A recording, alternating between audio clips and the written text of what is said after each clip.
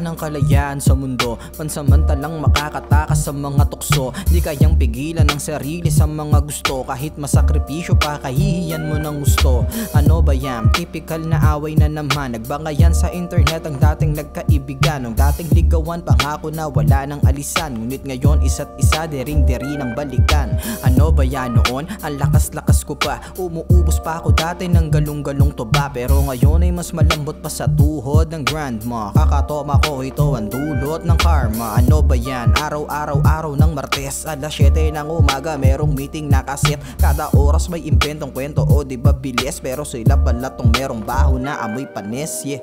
Ano ba yan? Puro na lang siya pang-uuyam. Lahat ng sinasabi niya'y walang katuturan. Bukang bibig ko din yung pag hindi ko maintindihan. Kaya kung ako sa'yo ay makinig ka na lang dyan. Ano ba yan? Puro na lang siya pang-uuyam. Lahat ng sinasabi niya'y walang katuturan. Bukang bibig ko din yung pag hindi ko maintindihan. Kaya kung ako sa'yo ay makinig ka na lang dyan. Ano ba yan? Ang gwapo nung tumatakbong politiko, makukuha niya yung boto pati na rin panty ko. Wala akong pake kung nakasuhan pa ng plunder. Magnako ka basta yung puso ko naman after. Ano ba yan? Ang presyo ko lang ay 500. Kaya ko ba tong pagkasyahin ng 6 na taon? Sabi ko ito'y pag-iisipan ko na lang, kaso lang itong bansa ko na tuluyang nabaon. Ano ba yan? Merong bebot matik na degluta. Ako'y biglang naging bato tapos siya si Medusa. Umutang nung una ako'y hindi naman nagduda. Nung inahagilap ay di na makita ang deputa. Ano ba yan? Ang hilig-hilig kong makialam. Sama-sama grupo-grupo dito dapat plastic lang. Sisiraan natin hanggang sa dumungis ang pangalan. Dapat lahat tayo ay galit sa dati nating kaibigan.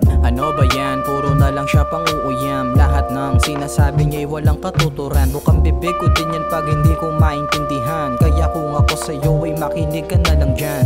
Ano ba yan? Puro na lang siya pang-uuyam. Lahat ng sinasabi niya'y walang katuturan. Bukang bibig ko din yan pag hindi ko maintindihan. Kaya kung ako sa'yo ay makinig ka na lang dyan.